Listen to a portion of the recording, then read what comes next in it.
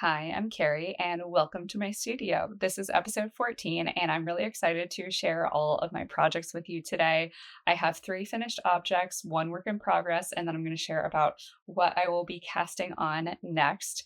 So today is Memorial Day, and I am so excited that it is really nice outside. It's a sunny day. It's a little bit warmer than it has been the past couple of days. It's been unseasonably cold for about the last week or so, so I've actually been wearing handknit socks, wearing long sleeve sweaters and that sort of thing, which is weird for the end of May here in Ohio. But I mean, I guess I'm not mad about it because I get to wear sweaters more. I've also been working a lot in my garden. The peonies are blooming right now, which is always so pretty. And I've gotten all of my vegetables and herbs planted that I want to grow this year. But even though it's kind of turning summery and warm and all of that, I'm still very about the knitting. And I have so many warm weather projects that I want to work on. Back in my spring and summer knitting plans video, I shared 12 things that I wanted to knit this spring and summer, which is a thoroughly unrealistic number. I'm absolutely not going to get to all of them, but I want to make as much progress as I can on all of these projects. And I have a lot of them to share with you today. So I have 3 finished objects, 1 work in progress, and then I'll share what's going to be coming onto the needles next. And I'll start off with my first finished object, which is also what I'm wearing today. This is what I'm tentatively calling the double V tee. This is a new design and it features a V at both the front and the back, thus the double V name. And I worked this up in Knitting for Olive Merino in the Dusty Artichoke color. My gauge is 26 stitches per 4 inches on US 3 needles, and it creates a really nice light fabric, which is great for, a summery t-shirt sort of situation here. So I'll stand up here to show off the top here, but I'll also be sure to insert some footage as well at some point because it's kind of cropped in here. Anyway, so has the V neckline at the front, and this V is lower than the V at the back. You can also see the V at the back. And then along that shoulder edge here, I have lateral braid detailing and also lateral braiding at the sleeves. And I didn't show the hem. Here's the hem. The hem has a lot more positive ease than the rest of the garment. So there is shaping that you can kind of see at a couple of points throughout here. And that creates the nice kind of swingy shape with a beautiful draped hem. So a really great silhouette for summer. I find that for me, in terms of being comfortable in hand knits during the summertime, I want it to not really be touching my body. So for this top here, it kind of secures at the armholes and I guess, the tops of the shoulders. But once you're kind of at the bust, it starts to flow away from your body. So my rib cage and my waist are much smaller than my full bust. So even though this has about 0 to 1 inches of positive ease at my full bust, I'm not entirely sure what my bust currently measures, but usually between 37 and 38 inches. The target garment measurement here is 38 inches. So somewhere in there. So it technically is a close fit right at the fullest point of my bust, but since my rib cage and my waist are much smaller, that amount of ease has plenty of room. And then as you go into the hip, there's even more room thanks to those increases. So it's super floaty. You can get all of the breeze in there. So it feels really comfortable even as the weather warms up. Obviously, I have just finished this and we have not had too many hot days. Since I mentioned it's been a little bit cooler lately, but I am excited to wear this when it does get a little bit warmer. Of course, if it's going to be 90, 95 degrees, very humid, I'm not going to wear this outside on a day that I'm planning to be thoroughly outside on. That's just not what 100% wool is for, but I absolutely will wear it on a day like that if I'm planning to spend more of my day inside, for example, at my office where they're perpetually cranking the air conditioning. So last time I was I think right about to start the shaping for the hip area. And I belatedly realized when I joined a new ball of yarn that I had 2 different dye lots. So I'm not sure how much you can see it here, but there is a line approximately right here where this portion is slightly warmer toned and this portion is slightly cooler toned. It's It's definitely more visible on the camera than it is in real life. And in real life, it just almost looks like there's a bit of like a crease from being folded or a slight shadow. So in an ideal world, I would have alternated skeins to kind of like dilute the transition there instead of having like a hard break between two colors. But again, I like didn't even look at my dye lots, which was mistake number one. And also like I had two of one dye lot and two of another dye lot because I had already like joined one ball and I was like, oh, this is a perfect match. I didn't even think about the possibility of like a dye lot difference by the time I was joining in my third ball, which was a different color. And then I guess it was kind of luck that I had two and two. So I didn't like have a, band of one color and then go back to the first color, which would have been, I feel like, even a little bit weirder than what I ended up with here, which was, kind of like a color block. But honestly, it's like minimally noticeable in real life. It was just a little bit frustrating when I got like all the way into the shape and I'm like, oh no, these are slightly different colors. I didn't realize it until just now. But you live and you learn. And next time with my commercially dyed yarns, I will absolutely be checking dye lots. Though I just joined a new skein in a project that is a commercial yarn, and I did not check the dye lot on that either. So maybe I didn't learn my lesson, and I'm just gonna like play it rogue. But it is what it is. Something I did want to note on this project is the lateral braiding definitely does take some time. So there's like a ton of lateral braiding at the hem, which is like super pretty. I love how it looks. And I think it provides like some nice structure, especially since there's an I-cord edge here at the very bottom. It provides some like weight to the drape and creates like a nice, a nice like drapey, wavy effect at the hem there.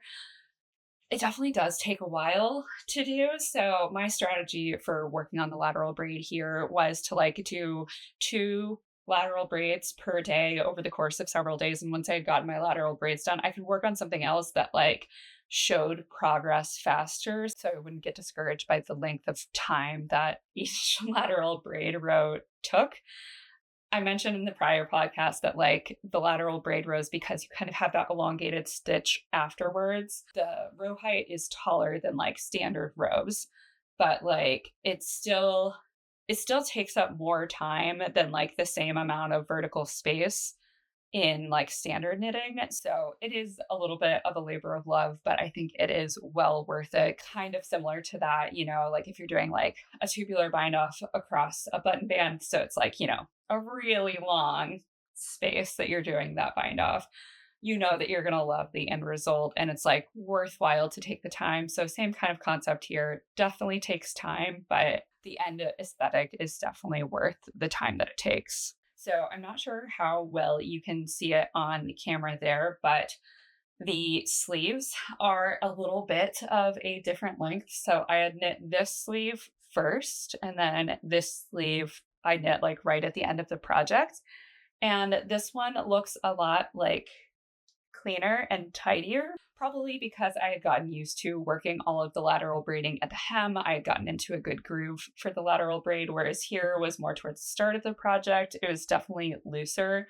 So I'm going to need to re-knit this sleeve at some point before I take photos, like official photos for when I eventually work through the pattern, because they do definitely look uneven. And this one is slightly looser. You can kind of see that it like stands away from my arm a little bit, whereas this one is much closer fitting. I mean, there's still like plenty of comfortable room. If I raise my arm here, you can see that there's like space between my bicep and the sleeve. So it's not like it's tight or uncomfortable or anything. This one is just looser and longer because the elongated stitches are like taller because, as I said, I hadn't quite gotten into a groove yet for that lateral braiding. So I will rip this one out and redo it. The good news about the sleeve lateral braid is that it goes a lot faster than the hem lateral braid. So you don't quite get the same like these lateral braids are taking forever kind of feeling. You just kind of get the satisfaction of like the braids stacking on top of each other and like looking really pretty with the elongated stitch in between, making it kind of look open and lacy. So that'll get redone like sometime soon. I do want to get started on new projects first. Maybe I'll fix this first and then get started on new projects, TBD. Outside of that, I absolutely love it. I think this is super cute. I love the fit of it. I love the swingy hem. I will be starting writing up the pattern soon. I mean, I've done like the core math of everything. Usually when I'm creating a new design, I have my spreadsheet set up so that I enter my base measurements for my size, and I have grade rules set up that apply all of the grading for the remaining sizes. And like by grade rules, I don't mean the exact same measurement breaks in between every single size. Grading is like, I could go into a whole lot of detail about grading. That's kind of like my professional background, like in my day job. That being said, you can set up your grade rules so you can identify what the jumps are between each size. They may or may not be consistent between sizes. At a certain point, you may like change the rate between sizes to actually work with human body and that sort of thing. But anyway, this is kind of how grading works in a retail sector, where you have your base specs for your base size and then things are graded out from there. Often once you get into the plus range, you'll also have like a second base size where you sort of reset your targets and all of that before continuing to go up in your size range. But even with like all of that automation set up, I, still have to do some of the math and make sure that everything is like calculating correctly and that things are meeting the target measurements that I want everything to meet and all of that. Anyway, all of this to say, I still need to do some work for the pattern. At some point, I want to knit a long sleeve version because I'm planning to include a long sleeve version in the pattern as well. So this one has short sleeves. The long sleeve will just be like stockinette long sleeve and then the lateral braiding at the cuff. And I will be including a straight body fit as well, in addition to this kind of like swingy fit. So for the long sleeve one that I want to make, I want to do a straight body fit with a split hem. And now I kind of also want to knit another short sleeve version and provide an alternate finishing option instead of like the really tall lateral braid details, because like it does definitely take a time commitment. So I'm kind of thinking like a short sleeve version with a straight body and then just doing one lateral braid plus the I-cord. So you just kind of have like the stockinette going into one lateral braid and then the I-cord. So it'd be a pretty minimal finish, but I think it would look really pretty. And, I always love providing different options in the pattern if it's not too challenging to write. And even if it is challenging to write, if I can do that little bit of extra work up front, it makes it so much easier for the knitter and it makes it so much more fun to just kind of be able to find what works for you and what works for your style and your fit preferences and all of that sort of stuff. So I think that covers everything for what I'm wearing / my first finished object here. So on to my next finished object. I finished a little top for my daughter. So this is little Plinth Tee, and I worked this in Purl Soho Santolina on US 4 needles. My gauge here is like, again, I haven't fully measured my finished gauge, but my target gauge was 24 stitches per 4 inches on, as I said, US size 4 needles. And I also worked the full hem modification that's included in the pattern. So that just kind of creates more of this like roughly fullness stuff that you're seeing down here. This standard hem is like more of a peplum hem. So this just creates extra flutter. It is really cute. I knit the size 4 for my daughter. My daughter's currently 2.5. And it's definitely a little bit big on her, but like she absolutely can wear it right now. And it doesn't look like overwhelming on her body currently. And she definitely has room to grow into it. I've already washed this, and by wash, I mean machine wash, machine dry 2 times, I believe. And the fabric is still looking great. There's maybe like a little bit of pilling, but you can see that there's really beautiful stitch definition here. It looks really lovely. This has been folded up in her drawer before I filmed this, so there are some like creases in it. It is cotton and linen, and I think maybe it's cotton, hemp, and viscose. I can never remember the fiber content of this, but it's really, really lovely. It almost feels like, I don't know, like a fancy sweatshirt almost. I really want like a cardigan in this yarn. I think it would be really lovely. It just has a super lovely density to it that's like nicely thick, but not like overwhelmingly so. It just provides a really sturdy, structured fabric that also somehow has great drape to it too. It's really lovely. This is the second project that I've worked in this yarn. I knit a tank top out of it sometime last year, and now I'm knitting this top for my daughter. I have enough to knit another top for my daughter using this as like a stripe contrast color plus the other color that I still have. This use maybe a skein and a third of the Santolina, so definitely it's a toddler size project, so like toddler size projects generally don't require that much yarn. I will have the perfect quantity of yarn between the leftovers from this and the additional skein in the other color to knit another top with her, again with striping this in as a contrast color, the other skein as like the main color. So I think that'll be really cute for a future project this summer. I'm really happy with how it turned out. Of course, I did run into some snafus while knitting. I can't remember a time where I'm like knitting one of my own patterns that I don't run into a snafu, either like the first time around when I'm first working through the design, or alternately when I'm coming back to it like year or years later. Something always falls through the cracks in terms of my reading comprehension and what I've put in the pattern.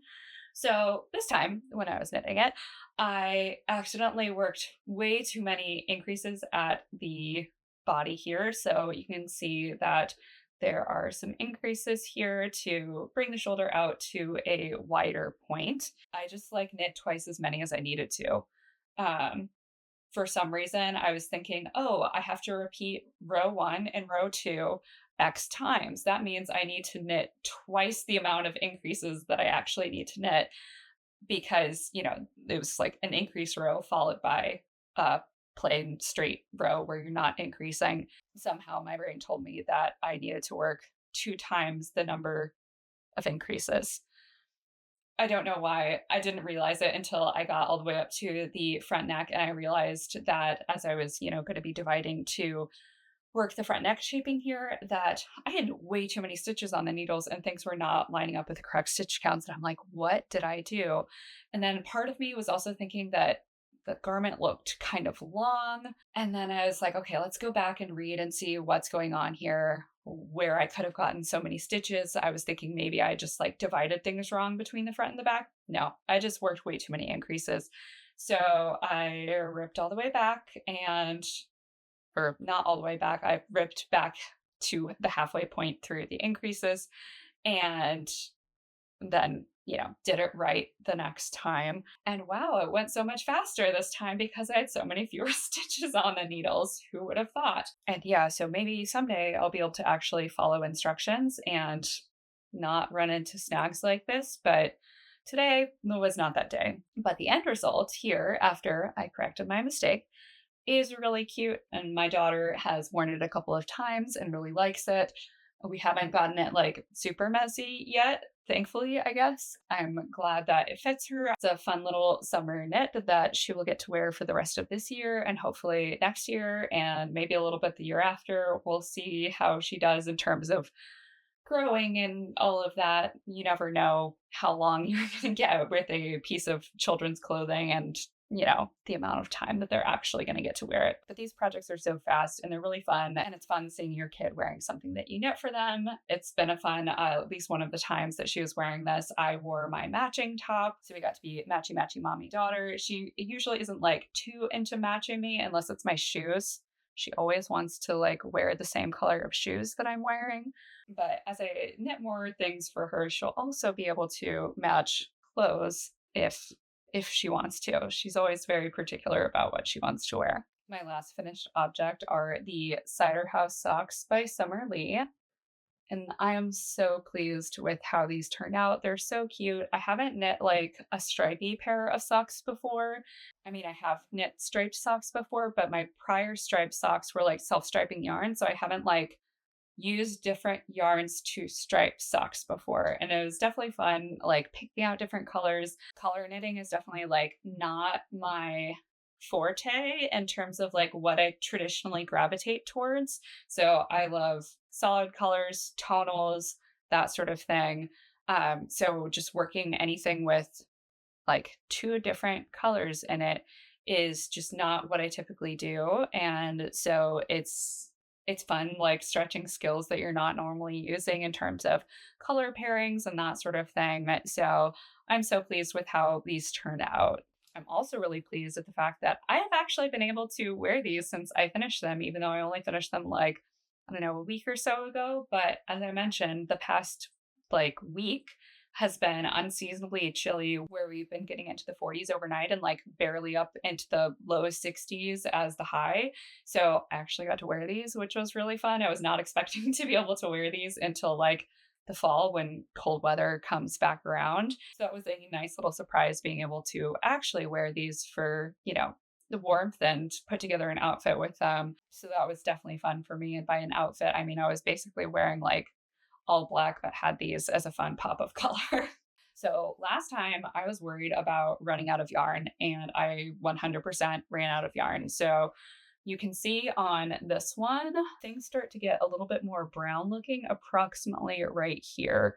So when I realized that I was definitely going to be running out of yarn of the initial color here, and I don't think I shared the yarn details. So this is Knotty Pine Fiber Company Bighorn sock, and I'm using colors from their 2022 advent, as well as a leftover skein that I had from like a mitts project a couple of years back. So this is all like the same yarn base, just different colors. So since I still had other colors in the advent, I just grabbed one that looked like kind of like it would be friends with the existing color and started alternating skeins. Let me see if I can find. All right, so I found that yarn here. It is definitely a little bit more, there's like more brown and also a little bit more gray compared to the main color here that I was using. So it's similar, but definitely different. You can definitely see where that additional color starts to kind of come into the sock. But overall, it is minimally noticeable, and it does still go really well with the other color. So I am super pleased that I was able to finish out the sock without like a super stark break of a different color or like needing to work more in the toe color, because also I nearly ran out of yarn for the contrast color toe as well. So that I have, it's like incredibly minimal, maybe a couple of grams of yarn. So this is how much I had left after finishing the toe. So thank goodness I didn't just like start working the toe early, because I still also would not have had nearly enough yarn to work the toe. So I was glad to have something that was like kind of similar, that worked really well with the rest of the sock. And now I have a slightly mismatched pair. You can kind of see the slight difference in color. This is the one that has the additional color striped in at the very end of the toe, and this is just the solid same color throughout. So this is definitely a really fun project. I'm glad to have these done, and I'll have a nice little refresh in my sock drawer by the time this fall comes around, or the next time we have an unseasonably cold snap. So that is all of my finished objects. I have one work in progress today, and if you've been following along, you know that I have more than one work in progress going on, but I only worked on the one, so I'm not going to talk about the other one that I also have on the needles, which is the Purl sweater. We're just going to talk about Oakhaven Tee today. So here is the progress I've made so far on my Oakhaven Tee, and it probably doesn't look like much when like you're this far away and you kind of have some backlighting going on through this. But if we bring it up a little bit closer, you can see that really, really lovely lace detail at the front. So I've gotten to the point where I have divided for the front and back, and I have like, I don't know, maybe 3 inches more on the front beyond the divide point.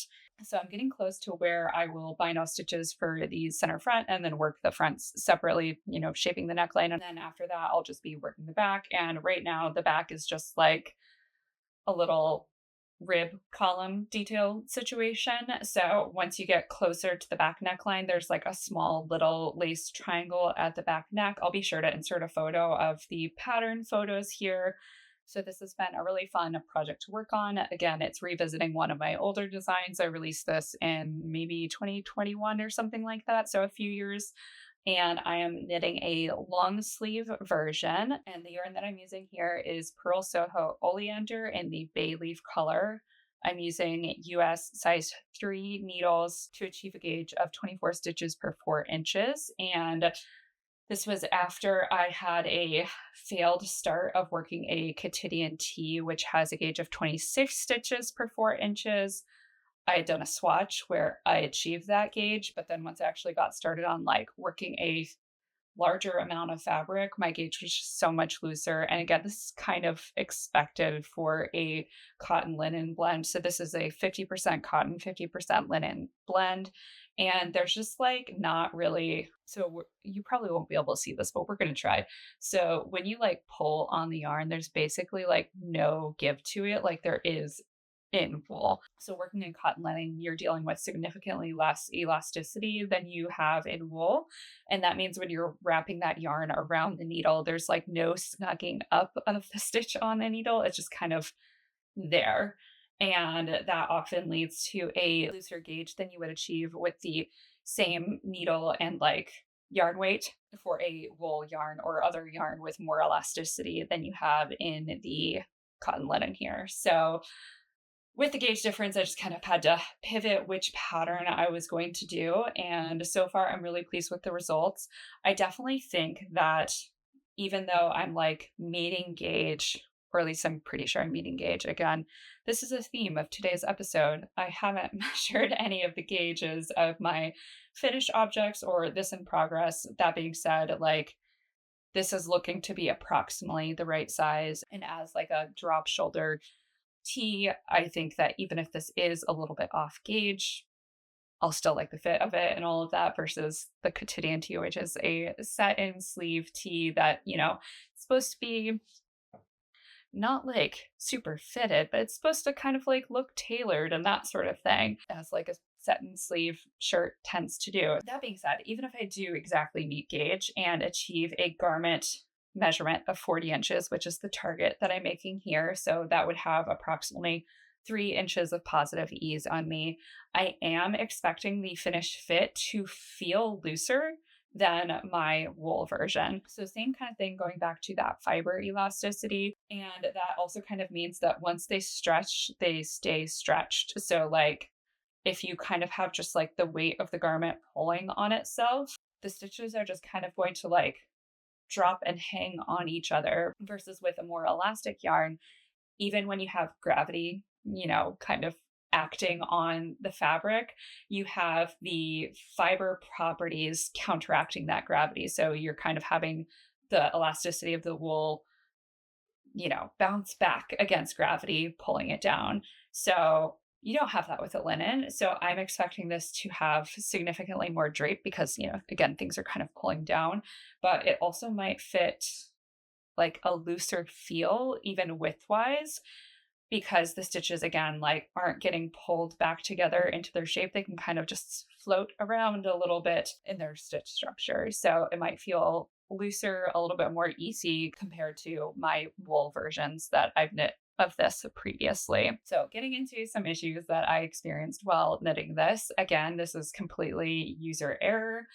The pattern was fine and I just missed some stuff in the chart. So I had gotten almost all the way to the front neckline point when I realized that I did not have enough stitches on one side of the lace chart. So I kind of looked to find where the error was. And at first I was kind of like, I'll just add in the stitches back and it's probably going to be fine. You won't really notice it. And maybe that would still be true, but I noticed where the mistake was about like like 1.5 repeats below where I was on the needles. And a repeat is like 16 rows tall. So that was like, what, 24 rows? So like a solid amount, like several inches of knitting at that point.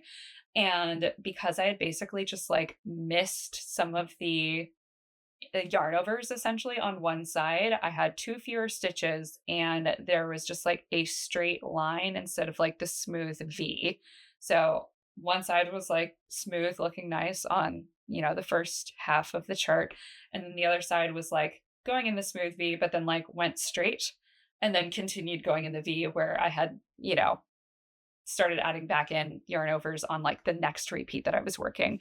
So it probably wouldn't be super noticeable when wearing it, but I decided that it was noticeable enough to me because there was like the difference in shape of the V that it was worth it to just rip back the couple of inches and try again and make sure that I was just paying attention while working that lace chart. I've wrapped around the excess that I had pulled out here. I'm still working to get back to where I was before I had made that mistake.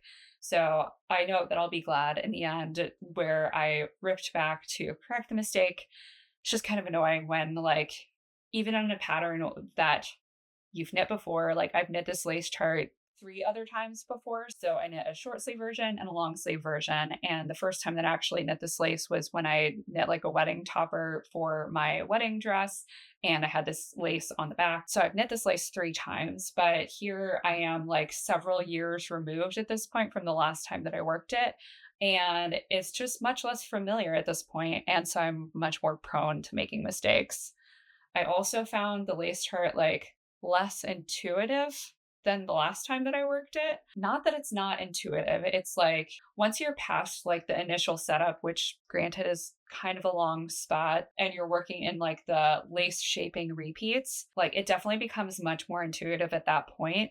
But it's still just like easy to accidentally miss a yarn over or knit two together or slip knit or anything like that. So it's easy to think that this is looking right and I'm doing the right thing, and it's actually not. So I guess I'm just like a little out of practice knitting lace. I mean, it has definitely been a while since I've knit a lace project, but I definitely have to like look at the chart on every single row and like highlight it off. Once you've gotten started with like the edge of the chart, it's just repeating the same 2 stitches until you get to the middle and then like mirroring it across the other side. So in theory, it's like easy, but I still just have to like look at it and like cross it off on every row just to make sure that I'm doing it right and I'm not messing it up this time. So the last thing I wanted to talk about today is what I will be knitting next, and that is these 2 yarns here. And I talked about this in my spring and summer knitting plans, but I will be knitting another purse tank. And yes, this is like the 4th time that I'll be knitting this, but I have the pattern in preview knitting at this point. I took like final finished photos of the last sample that I had made, and I love how those photos turned out. I'll be sure to put some in here because they're super pretty. And I just wanted to make one last version because I've been loving wearing this one that I took the photos of, and it has just been like such a good piece to wear as like a top to work. I can wear it with either side to the front and back. And this one was a V-neck with a square neck in the back. I haven't decided what necklines I want to do for this one. The pattern has V, scoop, and square necklines. I just don't know what else I would be doing with these yarns that I've had in my stash for a very long time. Each of these more than 10 years. And for each of these, I only have the 1 skein. So that's not enough for a garment. I mean, maybe I can make like a bralette or something like that out of just 1 skein, but not like a full like top garment out of just one for either of these. And they're so beautiful. I love how each of these yarns looks. And when I got these, the initial plan was to make like single skein shawls. I knit a lot of single skein shawls back when I purchased these, but that's not really what I'm knitting these days.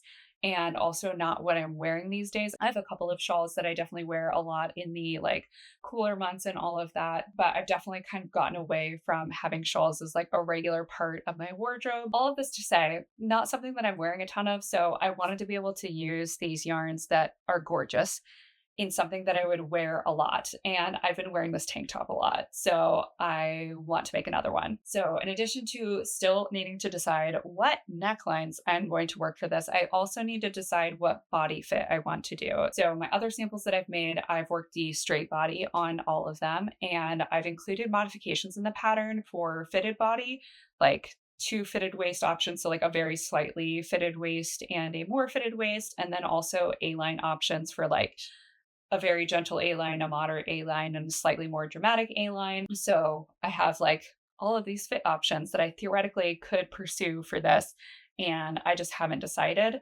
That being said, I don't have to decide what body fit I'm going to do until like I'm, somewhere around the bust area, because this is a top-down project. So I don't need to make that decision right now. So I can just kind of like get through the top and maybe try on my other one, like put some safety pins in the side to see like what would this look like as a fitted top, and decide if that's what the vibe that I want to go for, or maybe go for the A-line for a little bit more like swingy, summery, that sort of thing. Haven't decided. we'll eventually decide, but this will be going onto the needles next. And I also wanted to share that I finally have an official release date set for this. So, as I said, the pattern is in preview knitting right now. We're just getting started on the preview knit, and the release date will be on July 18th. So if you are interested in knitting a purse tank, be sure to sign up for my newsletter list because you'll get a 40% off discount code on release day. And also, speaking of the newsletter list, my birthday is coming up in a couple of weeks. So all of my patterns are going to be on sale for my birthday. I'm going to be turning 35, so everything's going to be 35% off. So to make sure you don't miss that, you can sign up for the newsletter. And I always send out all sales, pattern releases, news, all of that sort of thing in my newsletter. That is everything I have to talk about today. Thank you so much for joining me for another podcast. I really appreciate it if you made it this far. If you enjoyed this video, be sure to hit that thumbs up button and subscribe if you're not already. It makes sure that you will not miss out on my future videos, and it's also really helpful in helping other knitters find my channel. Thanks so much and happy knitting!